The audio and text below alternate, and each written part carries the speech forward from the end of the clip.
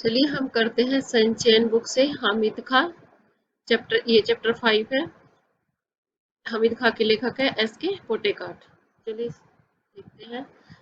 तक्षशिला में आगजनी समाचार पत्र की है खबर पढ़ते ही मुझे हामिद खां याद आया। मैंने भगवान से विनती की, हे भगवान, मेरे हामिद खां की दुकान को इस आगजनी से बचा लेना। आगजनी, आग लग जाना, ऊपर उपद्रवियों द्वारा आग लगाना। तक्षशिला, तक्षशिला क्या है? ये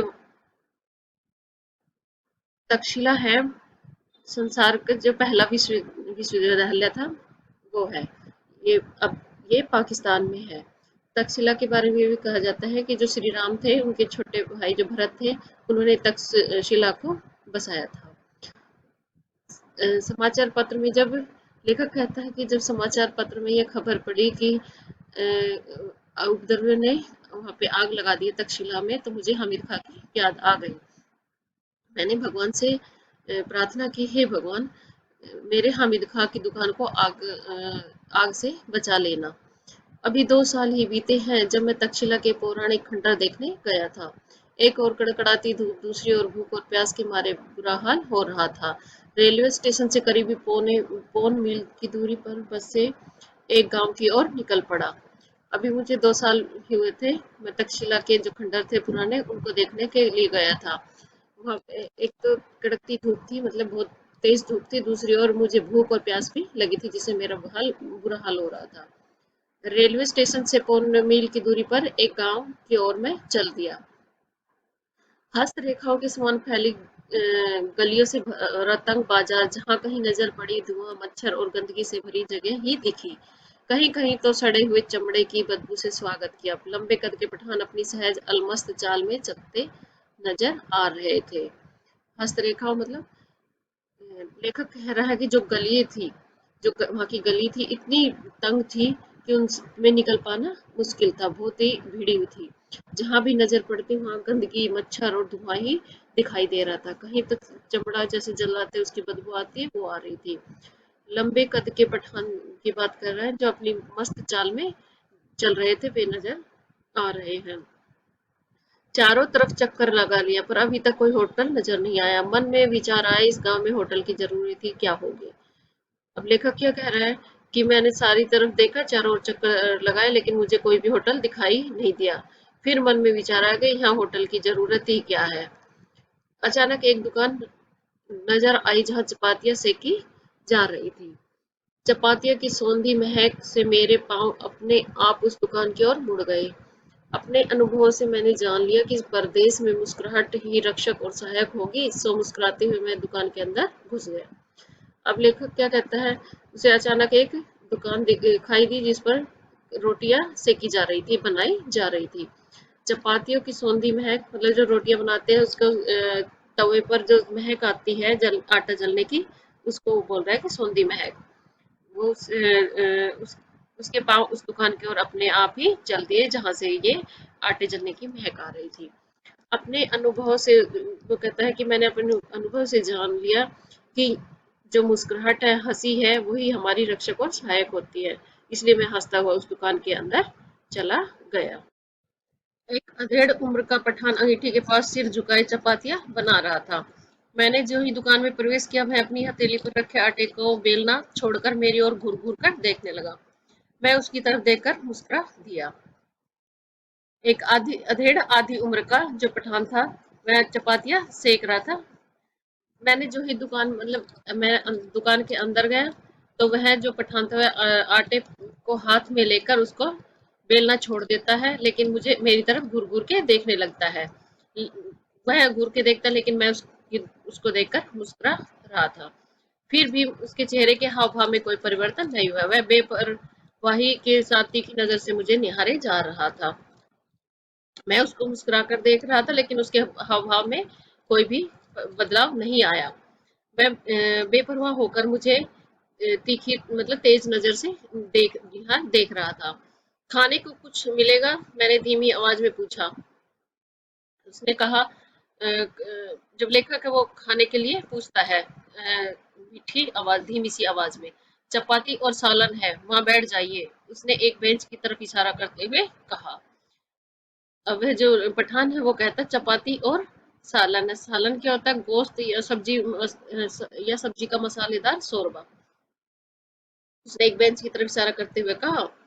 मैं बेंच पर बैठकर रुमाल से हवा करने लगा। मैंने दुकान के भीतर झांक कर देखा। बेतरतीबी से लिपा हुआ आंगन, दूर से सनी दीवारें, एक कोने में खाट पड़ी हुई थी जिस पर एक दड़ियल बुड्ढा गंदे तकिए पर कोहनी टेके हुए हुक्का पी रहा था। हुक्के की गुड़गुड़ाहट में उसने अपने आप को ही नहीं बल्कि सारी जहान को भुला रखा था। बेतरबी बेतरतीबी का मतलब होता है बिना सलीके की, तरीके के बिना, मतलब कोई भी जो आंगन लिपा हुआ था वो बेढंग से लिपा हुआ था। तो जो दीवारें थी वो धूल से सनी हुई थी। एक कोने में एक खाट थी जिस पर एक दड़ियल दाढ़ी वाला बुढ़ा बैठा हुआ था, तकिए पर कोहनी टिकाए हुए और हुक्का पी रहा था। हुक्के की गुड़गुड़ाहट में इतना मस्त था कि उसे किसी चीज का कोई ध्यान नहीं था, वह सिर्फ उसी में ही खोया हुआ था। भाईजान, आप कहाँ के रहने वाले हैं? चपाती को अंगारे पर रखते हुए उस अधेड़ उम्र के पठान ने पूछा। उस पठान ने लेखक से पूछा कि भाईजान, आप कहाँ के रहने वाले हो? मालाबार की, मैंने जवाब दिया। उसने यह नाम नहीं सुना था। आटे को हाथ में लेकर गोल गोल बनाते हुए पूछा, ये हिंदुस्तान में ही है ना? जब मालाबार का नाम सुना तो पठान ने कहा कि यह हिंदुस्तान में है। हाँ, भारत के दक्षिणी छोर, मद्रास के आगे। क्या आप हिंदू हैं? हाँ, एक हिंदू घर में जन्म लिया है। उसने एक फीकी मुस्कुराहट के साथ पूछा, आप मुसलमानी होटल में खाना खाएंगे? क्यों नहीं? हमारे यहाँ तो अगर बढ़िया चाय पीनी हो या बढ़िया पुलाव खाना हो तो लोग बेखटके मुसलमानों के होटल में जाया करते हैं। अब ये उनमें वार्तालाप हो रहा है, बातें कर रहे हैं, तो वो कह रहे हैं कि आप मुसलमान के होटल में क्या खाना खाओगे? जब लेखक है वो कहता क्यों नहीं खाऊंगा। जब हमारे यहाँ तो किसी को बढ़िया चाय या पुलाव खाना होता है तो वे खुशी खुशी मुसलमानों के होटल में खाते हैं। वह मेरी बात पर विश्वास नहीं कर पाया। मैंने उसे गर्व के साथ बताया, हमारे यहाँ हिंदू मुसलमान में कोई फर्क नहीं है, सब मिलजुल कर रहते हैं। भारत में मुसलमानों ने जिस पहली मस्जिद का निर्माण किया था वह हमारे ही राज्य के एक स्थान कोंडुकल्लूर में है। हमारे यहाँ हिंदू मुसलमानों के बीच दंगे नहीं के बराबर होते हैं। अब लेखक कहता है कि वह मेरी बात पर विश्वास नहीं कर पा रहा था, लेकिन मैंने भी गर्व के साथ बताया कि हमारे हम हिंदू मुसलमान सब प्यार से मोहब्बत से रहते हैं, मिलजुल कर रहते हैं। जो पहली मस्जिद, मुसलमानों की जो पहली मस्जिद का निर्माण हुआ था वो हमारे ही राज्य में हुआ था उसका। और हिंदू मुसलमानों में लड़ाई झगड़े ना के बराबर होते हैं। उसने मेरी बात को बहुत ध्यान पूर्वक सुना। काश मैं आपके मुल्क में आकर यह सब अपनी आंखों से देख सकता। और वो पठान कहता है कि मैं, जब आप इतनी अच्छी बात बता रहे तो मुझे भी लगता है कि मैं वहां आकर ये सब कुछ देख पाता। क्या आपको मेरी बात पर विश्वास नहीं होता? मैंने पूछा। लेखक कहता है, फिर पूछता है पठान से, क्या आप विश्वास नहीं हो रहा मेरी बातों पर? मुझे आपकी बात पर तो पूरा यकीन हो गया है, पर मैं इस ईमान नहीं कर सकता कि आप हिंदू है, क्योंकि यहाँ कोई भी हिंदू आपकी कही हुई बातों को इतने फक्र के साथ किसी मुसलमान से नहीं कह सकता। उसकी नजर में हम आतताइयों की औलादे हैं। हमें इस हालत में अपनी आन के लिए लड़ना पड़ता है, हमारी नियति है। उसकी आवाज में सच्चाई कूट कूट कर भरी थी। मुझे आपकी बात पर तो यकीन है, लेकिन मैं ईमान नहीं कर सकता कि आप हिंदू है, क्योंकि हमारे यहाँ जो हिंदू है वे हम पर फक्र नहीं करते कि हम मुसलमान हैं। उनकी नजर में तो हम आतताई मतलब अत्याचार करने वाले हैं की औलादे हैं। हमें इस हालत में अपनी आन के लिए लड़ना पड़ता है। यह हमारी नीति है, मतलब हमारा भाग्य है कि हमें यह बताना पड़ता है कि हम बुरे नहीं हैं।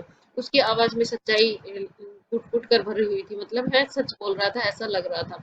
आपका शुभ नाम? मैंने पूछा। हामिद खां। वो जो चार पर बैठे हैं वो मेरे अब्बा जान है। अच्छा, आप 10 मिनट तक इंतजार कीजिए, सालन अभी पक रहा है। मैं इंतजार करने लगा। अब जब मैंने उसका नाम पूछा तो वो अपना नाम बताता है कि मेरा नाम हामिद खां है, और जो चारपाई पे बैठे हुए मेरे अब्बा जान है।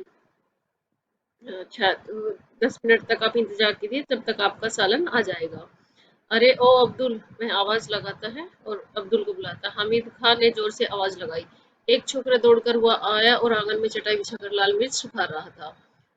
जिसे एक लड़का था जो आंगन में एक चटाई पर लाल मिर्च सुखा रहा था। हामिद ने पश्तो भाषा में उसे कुछ आदेश दिया। पस्त मतलब प्राचीन भाषा में एक कुछ उससे बोला। वह दुकान के पिछवाड़े की तरफ भागा, मतलब दुकान के पीछे गया। भाईजान, जालिमों की इस दुनिया में शैतान भी लुक छिप कर चलता है। किसी पर दोष जमाकर या मजबूर करके हम प्यार मोल नहीं ले सकते। आप ईमान से मोहब्बत के नाते मेरे होटल में खाना खाने आए हैं। ऐसे ईमानदारी और मोहब्बत का असर मेरे दिल में क्यों न पड़े। अगर हिंदू और मुसलमान ईमान से आपस में मोहब्बत करते तो कितना अच्छा होता। धीमे स्वर में बोलते हुए वह अंगीठी से आखिरी चपाती उतारकर खड़ा हो गया। और जो पठान है वह कहता है कि हिंदू और मुसलमान आपस में प्यार से रहे तो बहुत ही अच्छा है। हाँ, वह धीमे बिल्कुल धीरे से बोलता हुआ कहता, अंगीठी से आखिरी चपाती को उतार कर खड़ा हो जाता है। जो छोकरा पिछवाड़े की तरफ भागा गया था, वह उसने एक थाली में चावल लाकर सामने रख दिया। हामिद खान ने 3-4 चपाती उसमें रख दी, फिर लोहे की तस्करी में सालन परोसा। छोकरा साफ पानी से भरा एक कटोरा मेज पर रखकर चला गया। मैंने बड़े चाव से भरपेट खाना खाया।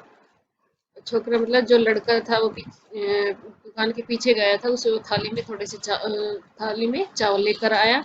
हामिद ने 3-4 रोटियां रख दी उसमें, और फिर एक लोहे की तस्करी प्लेट में सालन को परोस दिया, डाल दिया। जो वह लड़का था एक साफ पानी लेकर आया और कटोरे में और मेज पर रख दिया। मैं उसे बड़े चाव से प्यार से खाने लगा, और मैंने अब भर पेट कर खाना खाया, चाव से शौक से।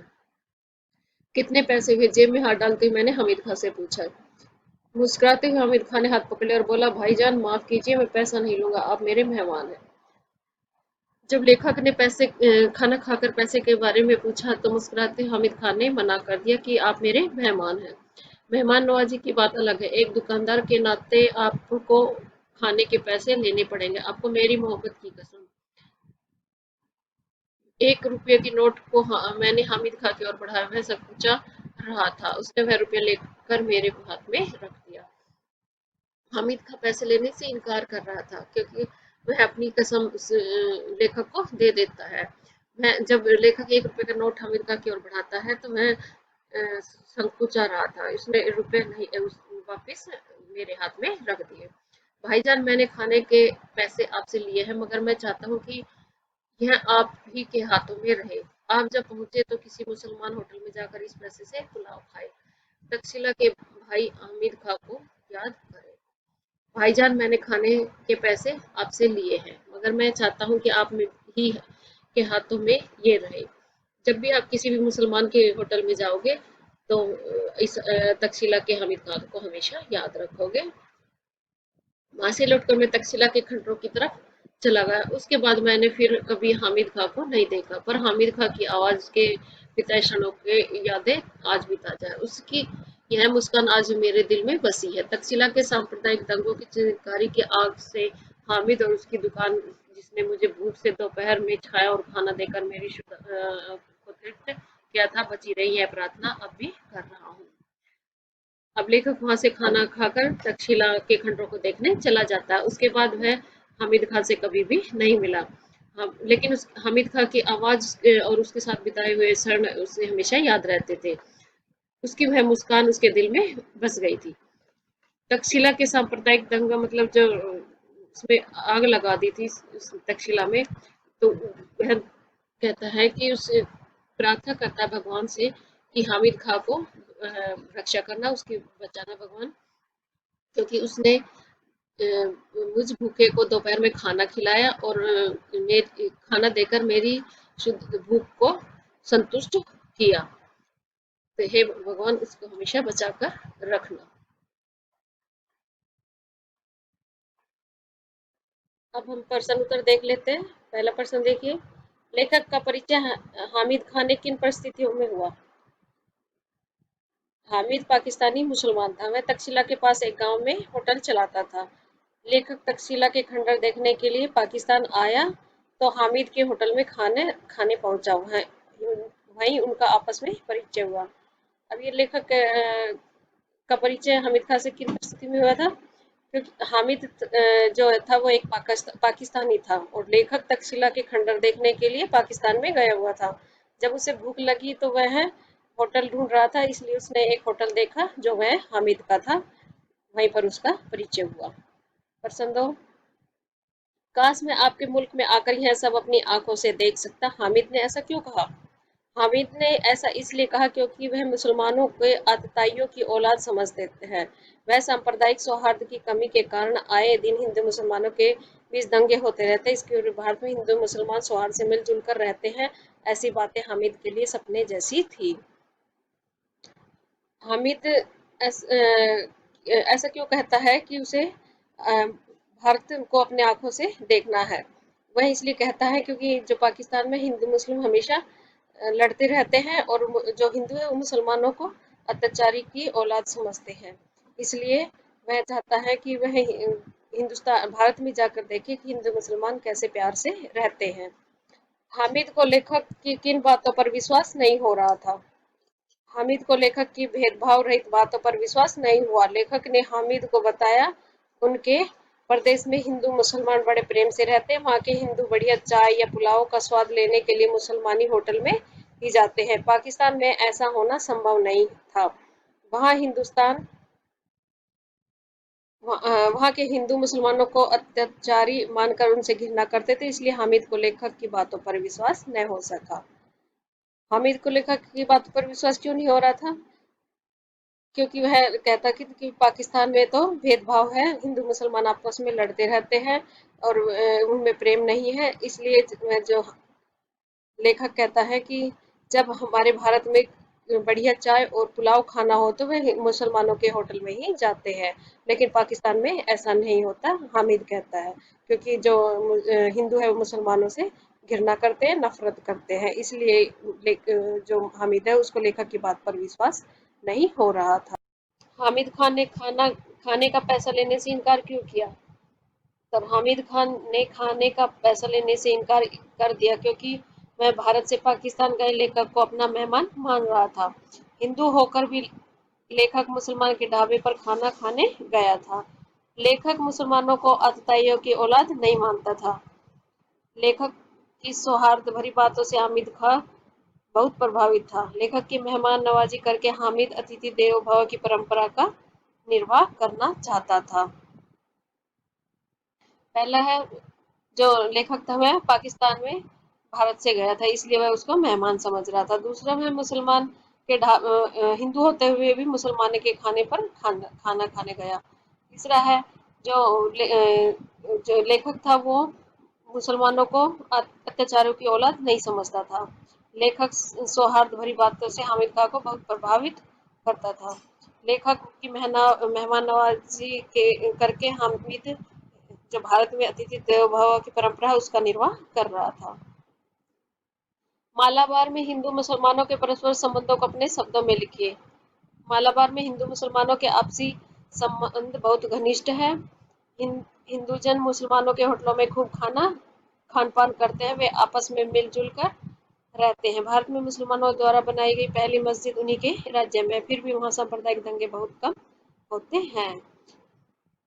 अब कहते हैं कि मालाबार में हिंदू मुसलमान के संबंध के बारे में बात हो रही है। जो मालाबार है लेखक वहीं से आया था, वह वहाँ के बारे में बताता है कि हिंदू मुसलमान कैसे प्यार से रहते हैं। वहाँ जो होटल है हिंदू लोग मुसलमानों के होटल में खाना खाने जाते हैं, आपस में मिलकर रहते हैं। और जो पहली मस्जिद थी वो भी मुसलमानों की भारत में मालाबार में ही थी, उसी के राज्य में थी। तक्षशिला में आगजनी की खबर पढ़कर लेखक के मन में कौन सा विचार कौंधा? इससे लेखक के स्वभाव की किस विशेषता का परिचय मिलता है? तक्षशिला में आगजनी की खबर सुनकर लेखक के मन में हामिद खां और उसकी दुकान के आगजनी से प्रभावित होने का विचार कौंधा। वह सोच रहा था कि कहीं हामिद की दुकान इस आगजनी का शिकार न हो गई हो। वह हामिद की सलामती की प्रार्थना करने लगा। इससे लेखक के कृतज्ञ होने और हिंदू मुसलमानों को समान समझने की मानवीय भावना रखने वाले स्वभाव का पता चलता है। तक्षशिला में आगजनी की जब आग लगने की खबर जब लेखक ने सुनी तो उसे हामिद खां के याद आ गई जो पाकिस्तान में जिसके होटल में खाना खाने गया था। तो वह सोच रहा था कि कहीं जो हामिद खां की दुकान है वह उस आग में जल न गई हो।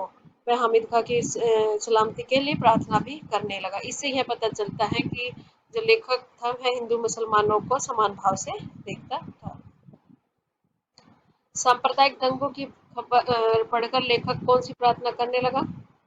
सांप्रदायिक दंगों की खबर पढ़कर लेखक को हामिद और उसकी दुकान की याद हो आई। मैं ईश्वर से प्रार्थना करने लगा, हे भगवान, मेरे हामिद खां की दुकान को इस आगजनी से बचा लेना। हामिद खां की दुकान का चित्रण कीजिए। हामिद खां की दुकान तक्षशिला रेलवे स्टेशन पर पौन मील दूरी पर एक गांव के तंग बाजार में थी। उसकी दुकान का आंगन बेतरतीबी से लिपा था, दीवारें धूल से सनी थी। अंदर चारपाई पर हामिद के अब्बा हुक्का गुड़गुड़ा रहे थे। दुकान में ग्राहकों के लिए कुछ बेंच भी पड़े थे।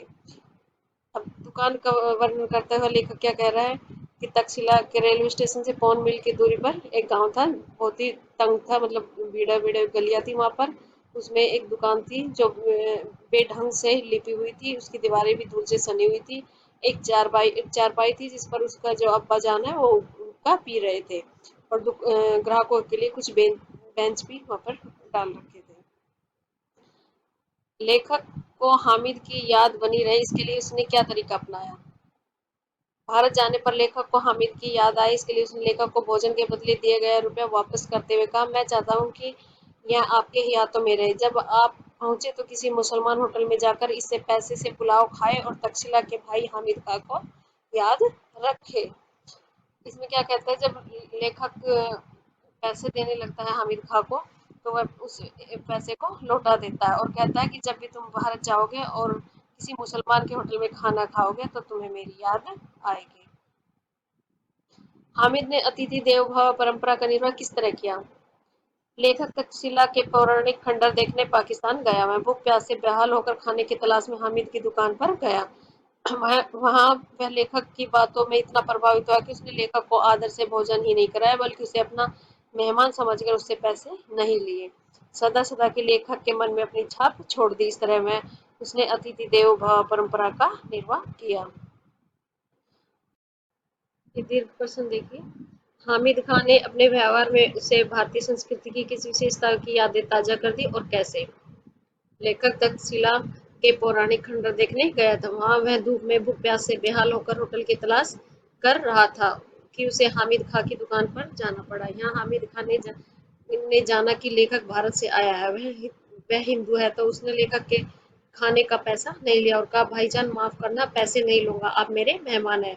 हामिद ने अपने व्यवहार से भारतीय संस्कृति की विशेषता अतिथि देवो भव की यादें ताजा कर दी। उसने लेखक को अपना मेहमान मानकर आदर पूर्वक भोजन कराया और अपने व्यवहार की छाप लेखक के हृदय पर छोड़ दी। हामिद खां के भारत आने पर आप उसके साथ कैसा व्यवहार करते? हामिद खां के भारत आने पर मैं उसका गर्मजोशी के साथ स्वागत करता, उससे तक्षशिला के सांप्रदायिक वातावरण में आए बदलाव के बारे में पूछता, उसकी दुकान के बारे में पूछता। मैं हामिद को मालाबार के अलावा भारत के अन्य शहरों में ले जाता और हिंदू मुसलमान एकता के दर्शन कराता। मैं उसे अपने साथ हिंदू होटलों के अलावा मुस्लिम होटलों में भी खाना खिलाता, उसे हिंदू मुसलमानों दोनों धर्मों के लोगों से मिलवाता, ताकि वह यहाँ के सांप्रदायिकता सौहार्द को स्वयं महसूस कर सके। मैं उसके साथ अतिथि देवो भव परंपरा का पूर्ण निर्वाह करता हूँ। चौथा है, अखबार में आगजनी की खबर पढ़कर लेखक क्यों चिंतित हो गया? लेखक पाकिस्तान स्थित तक्षशिला के पौराणिक खंडरों को देखने गया था। वहां से भूख प्यास से बेहाल होकर भटक रहा था। वह स्टेशन से कुछ दूर चला आया। हाँ, उसने एक दुकान में रोटियां सिकती देखी। बातचीत में पता चला कि दुकान हामिद नामक अधेड़ उम्र का पठान चला रहा है। हामिद लेखक की बातों से प्रभावित होता है, विशेष रूप से हिंदू होकर मुसलमान के ढाबे पर खाने आना। वह लेखक को मेहमान मान लिया और पैसे नहीं लिए। उसने लेखक के मन में अपनी अमिट छाप छोड़ दी और हामिद भी कहीं इस आगजनी का शिकार न हो गया हो, यह सोचकर लेखक चिंतित हो गया। हमें अपनी जान बचाने के लिए लड़ना पड़ता है, यही हमारी नियति है, ऐसा किसने और क्यों कहा? उसके इस कथन का लेखक पर क्या प्रभाव पड़ा? लेखक तक्षशिला की एक सकरी गली में खाना खाने के लिए कोई ढाबा ढूंढ रहा था। एक दुकान से चपातियां की सौंधी खुशबू आती महसूस हुई। वह दुकान के अंदर चला गया। बातचीत में चपातियां सेकने वाले हामिद ने पूछा, क्या आप हिंदू हैं? लेखक के हाँ कहने पर उसने पूछा, हाँ, हिंदू होकर भी मुसलमान के ढाबे पर खाना खाने आए हैं। तो लेखक ने अपने हिंदू देश में हिंदू मुस्लिम सांप्रदायिक सौहार्द के बारे में बताया, जबकि तक्षशिला में स्थिति ठीक विपरीत थी। वह हामिद जैसे को अताइयों की औलाद माना जाता था। उन पर हमले किए कराए जाते थे। इसलिए उसने कहा कि हमें अपनी जान बचाने के लिए लड़ना पड़ता है। उसके इस कथन से लेखक दुखी हुआ। हामिद कौन था? उसे लेखक की किन बातों पर विश्वास नहीं हो रहा था? हामिद तक्षशिला की सकरी गलियों में ढाबा चलाने वाला अधेड़ उम्र का पठान था। वह अत्यंत संवेदनशील और विनम्र व्यक्ति था। तक्षशिला में इस जैसे को सांप्रदायिकता का शिकार होना पड़ता था। इससे बचने के लिए उसे आतताइयों से लड़ना झगड़ना पड़ता था। लेखक ने जब उसे बताया कि उसके यहाँ अच्छी चाय पीने और स्वादिष्ट बिरयानी खाने के लिए हिंदू मुसलमानों के ढाबे पर जाते हैं तथा हिंदू और मुसलमान परस्पर मिलजुल कर रहते हैं। इसके अलावा भारत में पहली मस्जिद का निर्माण भी मुसलमानों के उसके राज्य के एक स्थान कोडुकलूर में किया था। यहाँ तक कि हिंदू मुसलमानों के बीच दंगे नहीं के बराबर होते हैं, तो यह सब सुनकर हामिद को विश्वास नहीं हो रहा।